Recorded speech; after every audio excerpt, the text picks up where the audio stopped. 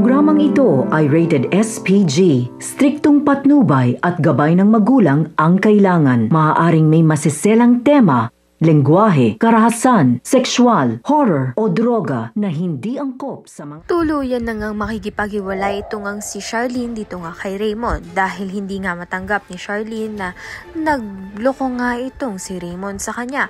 Ngunit ito ngang si Sonia ay sinusulsulan nga itong si Raymond na magsampa nga ng kaso dito nga kay Charlene sa annulment case nga nila dahil nga ang inaakala nga nito ni Sonia ay nagloko nga rin ito ngang si Charlene. Kaya naman nga't napaisip nga itong si Raymond kung sakali naman mangyari nga yun, meron ngang magaling na attorney nga itong si Charlene na handa nga siyang ipaglaban.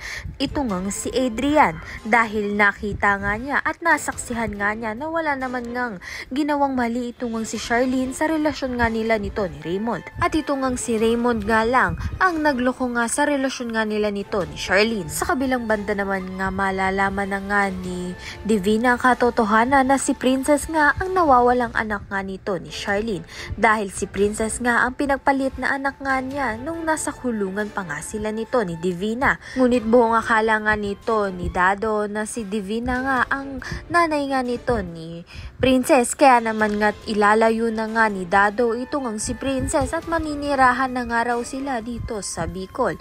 Ngunit ito ngang si Princess ay hindi nga pumapayag dahil nga ay maiiwan nga niya ang kaibigan niya ngang si Xavier. Kaya naman nga't ayan at iba pa ang dapat nating pakabangan. Maraming salamat sa iyong panunood.